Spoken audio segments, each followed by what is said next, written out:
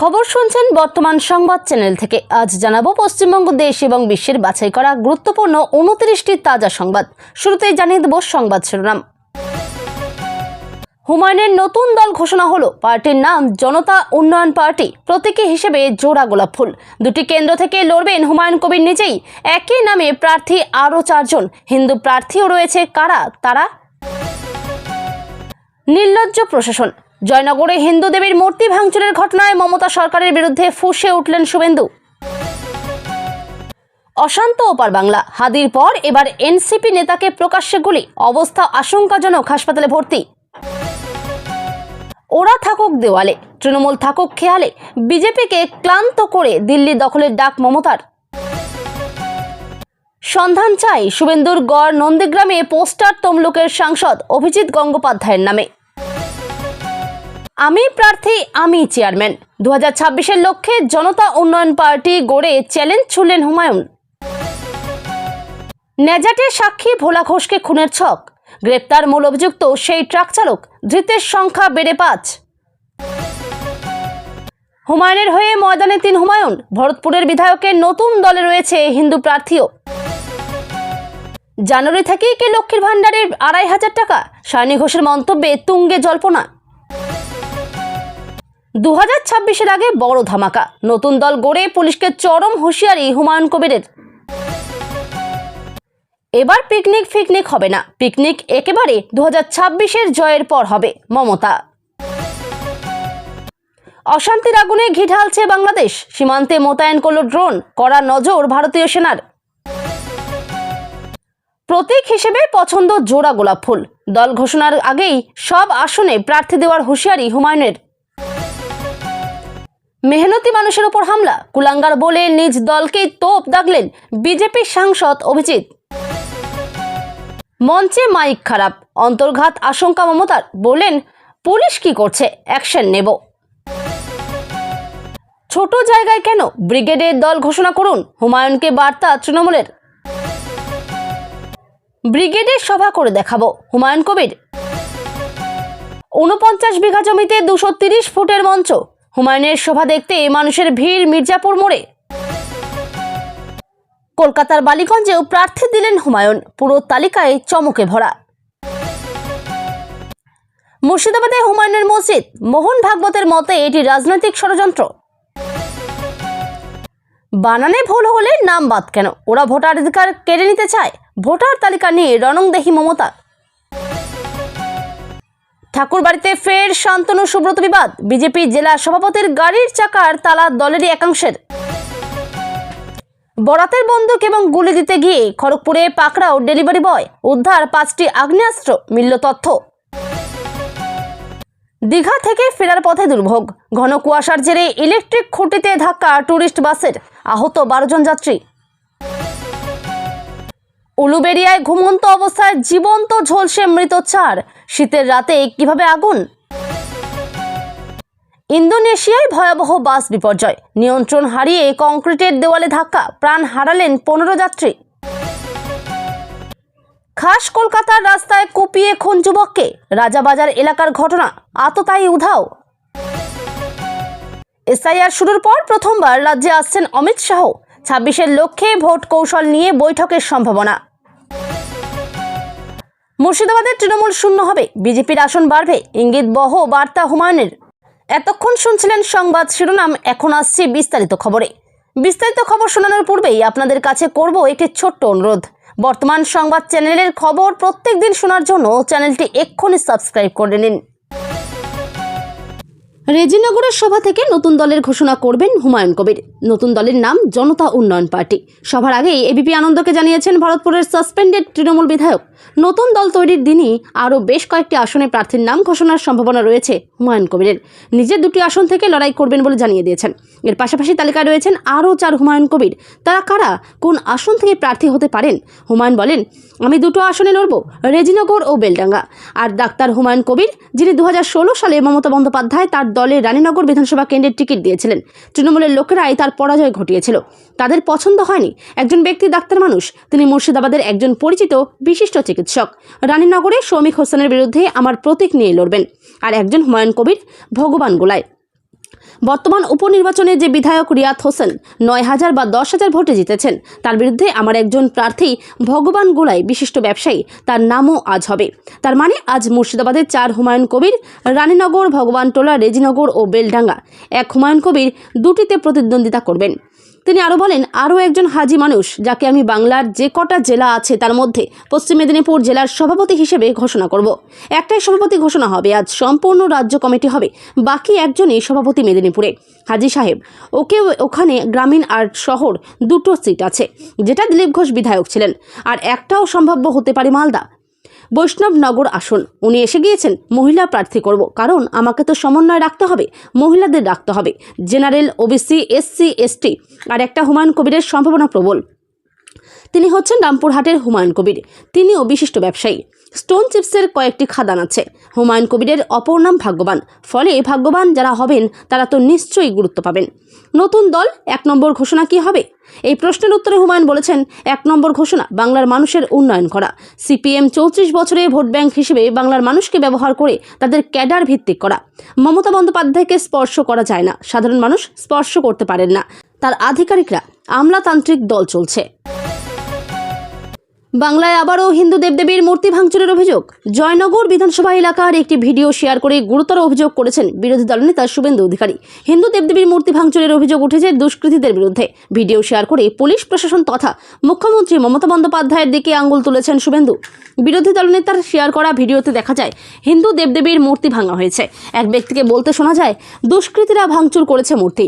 শুধু তাই নয়, সিভিক ভলেন্টিয়ারদেরকে নিয়ে নতুন একটি মূর্তি এনে সেখানে স্থাপন করার চেষ্টা করা হয় বলেও অভিযোগ উঠেছে। ওই সিভিক ভলেন্টিয়ারকে ঘিরে বিক্ষোভ দেখাতে থাকে স্থানীয় বাসিন্দারা। কী অভিযোগ বিরোধী দলনেতার? ভিডিওটি শেয়ার করে তীব্র ক্ষোভ উগড়ে দিয়েছেন শুভেন্দু। তিনি লিখেছেন, জয়নগর বিধানসভায় হিন্দু দেবদেবীর মূর্তি আবার ভাঙচুর করেছে দুষ্কৃতীরা। এলাকার মানুষরা পথ অবরোধ করে বিক্ষোভ দেখাতে থাকলে পুলিশ অবরোধকারীদের মারধর করে বলে অভিযোগ। শুধু তাই নয়, স্থানীয় পুলিশ প্রশাসন দুষ্কৃতীদের ধরার চেষ্টা না করে এক সিভিক ভলেন্টিয়ারকে দিয়ে একটি নতুন মূর্তি এনে সেখানে স্থাপনের চেষ্টা করে। তৃণমূলকে কটাক্ষ শুভেন্দু প্রশ্ন তুলেছেন, এভাবে আর কতদিন? মমতা বন্দ্যোপাধ্যায়ের অপশাসন আর তোষণ নীতির ফল আর কতদিন ভোগ করবে হিন্দুরা? আজ পর্যন্ত এই ধরনের ঘটনায় মমতা প্রশাসন কাউকে ধরে শাস্তির আওতায় আনেননি, শুধুমাত্র ভোটের রাজনীতির কারণে। একই সঙ্গে রাজ্যের শাসক দলকে কটাক্ষ করে হিন্দুদের প্রতি শুভেন্দুর বার্তা, অবিলম্বে এই তোষণকারী সরকারকে বিদায় নিতে না পারলে হিন্দুদের জন্য আগামী দিন বড়ই ভয়ঙ্কর হতে চলেছে। সকল হিন্দুদের বলবো, দলমত নির্বিশেষে এক হয়ে এই সরকারের গণতান্ত্রিক পদ্ধতিতে পরিবর্তন ঘটানো আশু প্রয়োজন, নচেত এই নির্লজ্জ প্রশাসনের ঘুম ভাঙবে না, আর হিন্দুদের আস্থার উপর এমন আঘাতের ঘটনা বারবার ঘটবে। বাংলাদেশে থামছে না অশান্তি। ইনকলাব মঞ্চের আহ্বায়ক শরীফ ওসমান বিন হাদির পর এবার খুলনায় প্রকাশ্যে গুলি চালানো হলো আরও এক যুব নেতার উপর। অবস্থা আশঙ্কাজনক। জানা গিয়েছে ওই ব্যক্তি হলেন জাতীয় নাগরিক পার্টির খুলনা বিভাগীয় সমন্বয়কারী এবং কেন্দ্রীয় শ্রমিক শক্তি সংগঠনের নেতা মোতালেব সিকদার। সোমবার বেলা 11:45 নাগাদ নগরীর সোনাডাঙ্গা এলাকায় এই ঘটনাটি ঘটেছে। বিষয়টি নিশ্চিত করেছেন সোনাডাঙ্গা থানার ভারপ্রাপ্ত কর্মকর্তা অনিমেষ মণ্ডল। গুলিবিদ্ধ হওয়ার পর গুরুতর অবস্থায় ছাত্রনেতাকে হাসপাতালে নিয়ে যাওয়া হয়েছে। চিকিৎসকদের একটি দল তার চিকিৎসা শুরু করেছে। তবে এই মুহূর্তে পাওয়া খবর অনুযায়ী তার অবস্থা আশঙ্কাজনক। স্থানীয় সূত্রে খবর, মোতালেব সিকদার সোনাডাঙ্গা আবাসিক এলাকা দিয়ে যাচ্ছিলেন। তখনই দুর্বৃত্তরা তাকে লক্ষ্য করে গুলি চালিয়ে পালিয়ে যায়। গুলির শব্দে এলাকায় মুহূর্তেই আতঙ্ক ছড়িয়ে পড়ে এবং পথচারীরা তাকে উদ্ধার করে দ্রুত খুলনা মেডিকেল কলেজ হাসপাতালে নিয়ে যান। প্রাথমিকভাবে জানা গিয়েছে গুলিটি যুবনেতার কানে লেগেছে। তার মাথার সিটি স্ক্যান করা হয়েছে, তার শারীরিক অবস্থা পর্যবেক্ষণে রাখা হয়েছে। এই ঘটনায় পুলিশ জানিয়েছে তাকে লক্ষ্য করে গুলি ছোড়া হলেও গুলিটি তার কানের পাশ দিয়ে চলে যায়, তাই বড় ক্ষতি হয়নি, কিন্তু তিনি গুরুতর আহত হয়েছেন। এসআইআর ইস্যুতে বাংলা দখলের স্বপ্ন দেখছে বিজেপি, এমন অভিযোগ আগেই করেছেন তৃণমূল নেত্রী মমতা বন্দ্যোপাধ্যায়। সোমবার নেতাজি ইন্ডোর স্টেডিয়ামে দলের বিএলএ ও বিএলএ 2দের বৈঠক থেকে আরও এক ধাপ এগিয়ে সরাসরি দিল্লি দখলের ডাক দিলেন তিনি। স্পষ্ট হুঁশিয়ারি, যতই করুন এসআইআর, বাংলা হবে না আপনাদের, এবার ওদের দিল্লি কেড়ে নেব। বক্তব্যের শুরু থেকেই আত্মবিশ্বাসী মমতা বলেন, এসআইআর করে ভোটার বাদ দেওয়ার মাধ্যমে বিজেপি ও কমিশন বাংলাকে দখল করতে চাইছে, কিন্তু সেই চেষ্টা ব্যর্থ হবে। তার কথায়, কমিশন ভাবে কি ভোটার বাদ দিয়ে আমাদের বাদ দেবে? মানুষই আপনাদের বাদ দিয়ে দেবে। বিজেপির বিরুদ্ধে লড়াইয়ের রণকৌশলও স্পষ্ট করে দেন মুখ্যমন্ত্রী। কর্মীদের উদ্দেশ্যে তিনি বলেন, লড়াই করে ওদের ক্লান্ত করে দিতে হবে, কারণ ওরা মাঠে নামে না, ওরা থাকেন টিভির পর্দায়, আর আমরা থাকি মানুষের মধ্যে। সেই সঙ্গে কটাক্ষ ছুড়ে যোগ করেন যে ওরা থাকুক দেওয়ালে, তৃণমূল থাকুক খেয়ালে। এদিনের বক্তব্যে ছিল একের পর এক রাজনৈতিক হুঁশিয়ারি। বিজেপিকে রুখতে কর্মীদের প্রাণপণ লড়াইয়ের ডাক দিয়ে মমতা বলেন, প্রাণ দিয়ে জীবন দিয়ে বিজেপিকে রুখতে হবে। আমি বিশ্বাস করি নেতারা পারবে না, কর্মীরা পারবে। এই লড়াই আমাদের বাঁচার লড়াই। এই লড়াই আমাদের জিততেই হবে। 2026-এর বিধানসভা নির্বাচনকে কার্যত বিজেপির শেষ অধ্যায় বলে ঘোষণা করেন তৃণমূল নেত্রী। তার কণ্ঠে স্পষ্ট বার্তা, 26-এর নির্বাচনে হবে রিটেক। তার কণ্ঠে স্পষ্ট বার্তা, 26-এর নির্বাচন হবে বিজেপির বিসর্জন, বিজেপির দালালদের বিসর্জন। বিজেপিকে জিরো করে দিতে হবে। একই সঙ্গে মতুয়া, তপশিলি ও সংখ্যালঘু সম্প্রদায়ের উদ্দেশ্যেও আশ্বাসের বার্তা দেন মুখ্যমন্ত্রী। ভয় না পাওয়ার আহ্বান জানিয়ে বলেন, ওরা টাকা দিয়ে আপনাদের ভাগ করতে চাইছে, ওদের টোপে পা দেবেন না। ইন্দোরের সভা থেকে তাই শুধু বিজেপি নয়, কমিশনকেও নিশানা করে এক প্রকার যুদ্ধ ঘোষণায় করে দিলেন মমতা বন্দ্যোপাধ্যায়। এই বার্তা একটাই, বাংলা নয়, এবার লক্ষ্য দিল্লি। দীর্ঘদিন ধরে দেখা নেই সাংসদের, তাই বাধ্য হয়েই সাংসদের খোঁজে এলাকায় এলাকায় সন্ধান চাই নিখোঁজ পোস্টার দিলেন ক্ষুব্ধ গ্রামবাসীরা। আর সেই পোস্টারে কার নাম জানেন? কলকাতা হাইকোর্টের প্রাক্তন বিচারপতি অভিজিৎ গঙ্গোপাধ্যায়ের, যিনি 2024 সালের লোকসভা নির্বাচনে নন্দীগ্রামে বিপুল ভোটে জিতে সেখানকার বিজেপি সাংসদ হন। তার খোঁজে এবার এলাকায় এলাকায় সন্ধান চাই নিখোঁজ পোস্টার দিলেন নন্দীগ্রাম বিধানসভার বাসিন্দারা। অভিযোগ, বহুদিন ধরেই দেখা নেই তার। এলাকার সুখ দুঃখের কোনো খবরই রাখেন না প্রাক্তন বিচারপতি, অথচ অনেক ভরসা নিয়ে তাকে নন্দীগ্রাম তমলুকের সাংসদ করা হয়েছিল। কিন্তু বছর ঘুরে গেলেও নন্দীগ্রামের কোনো উন্নতিতে আসেননি তিনি। এমনকি তার শহরের মানুষের খবরাখবর নেওয়ারও প্রয়োজন মনে করেন না তিনি। কোথায় তিনি? তৃণমূল কংগ্রেস থেকে সাসপেন্ড হওয়ার পর আর সময় নষ্ট করলেন না ভরতপুরের বিধায়ক হুমায়ুন কবির। সোমবার মুর্শিদাবাদের বেলডাঙ্গা থেকে ঘটা করে নিজের নতুন রাজনৈতিক দলের নাম ঘোষণা করলেন তিনি। তার দলের নাম রাখা হয়েছে জনতা উন্নয়ন পার্টি। শুধু দল গঠনই নয়, 2026 সালের বিধানসভা নির্বাচনকে পাখির চোখ করে একগুচ্ছ আসনে প্রার্থীদের নামও চূড়ান্ত করে ফেলেছেন এই বিতর্কিত নেতা। হুমায়ুন কবির জানিয়েছেন, তিনি নিজে বেলডাঙ্গা এবং তার বর্তমান কেন্দ্র ভরতপুর তালিকায় ভগবানটোলা হিসেবে উল্লেখ থেকে প্রতিদ্বন্দ্বিতা করবেন। এদিনের সভা থেকে তিনি একযোগে হরিরামপুর, বৈষ্ণবনগর, মুর্শিদাবাদ এবং কলকাতার বালিগঞ্জ কেন্দ্রের প্রার্থীদের নামও ঘোষণা করেন। দলের প্রতীক হিসেবে তিনি টেবিল এবং জোড়া গোলাপ চিহ্নের জন্য আবেদন জানিয়েছেন। বিশেষ চমক হিসেবে রানীনগর কেন্দ্রে 2016-র প্রাক্তন তৃণমূল প্রার্থী হুমায়ুন কবিরকেই টিকিট দিয়েছেন তিনি। তবে হুমায়ুনের এই নতুন রাজনৈতিক সমীকরণকে পাত্তা দিতে নারাজ শাসক দল। তৃণমূলের রাজ্য সহসভাপতি জয়প্রকাশ মজুমদার পাল্টা কটাক্ষ করে বলেন, এসব নতুন কিছু নয়, আগেও এমন অনেক দল হয়েছে, এগুলো আসলে সাম্প্রদায়িক উস্কানি ছাড়ানোর চেষ্টা। তৃণমূল গুরুত্ব না দিলেও মুর্শিদাবাদ সহ রাজ্যের বেশ কিছু পকেটে হুমায়ুনের এই গোলাপ কতটা কাটা হয়ে দাঁড়ায় এখন সেটাই দেখার। সন্দেশখালীতে শেখ শাহজাহানের বিরুদ্ধে অন্যতম সাক্ষী ভোলানাথ ঘোষকে খুনের চেষ্টার অভিযোগে গ্রেপ্তার মূল অভিযুক্ত আলিম মোল্লা। মিনাখা থানা এলাকা থেকে লোকেশন ট্র্যাক করে গ্রেপ্তার করে পুলিশ। সন্দেশখালীতে ভোলা ঘোষকে খুনের পরিকল্পনার জাল ক্রমশ স্পষ্ট হচ্ছে। পুলিশ সূত্রে খবর, ধৃত আলিম মোল্লা এই ঘটনার সময় ট্রাক চালাচ্ছিলেন। লক্ষাধিক টাকার সুপারি নিয়ে ভোলা ঘোষকে বাসন্তী হাইওয়ে রোডের ওপর ট্রাক দিয়ে পিষে খুন করার চেষ্টা করেছিলেন আলিম, কিন্তু তিনি বেঁচে গেলেও দুর্ঘটনায় প্রাণ হারায় ভোলার ছোট ছেলে এবং তার গাড়ির চালক। এই ঘটনায় এখনও পর্যন্ত ধৃতের সংখ্যা 5। পুলিশের দাবি, জেলবন্দি শেখ শাহজাহানের সবুজ সংকেত মিলতেই সক্রিয় হয়ে ওঠে তার শাগরেদরা। পরিকল্পনা করা হয় বসিরহাট আদালতে যাওয়ার পথেই খতম করা হবে সন্দেশখালী মামলার অন্যতম সাক্ষী ভোলানাথ ঘোষকে। সেই অনুযায়ী ঘটনার 3 দিন আগেই গোপনে বৈঠক বসে। এমনকি ঘটনার আগের রাতে সরবেরিয়ার একটি গোপন ডেরায় শেষ মুহূর্তের প্রস্তুতিও হয়েছিল।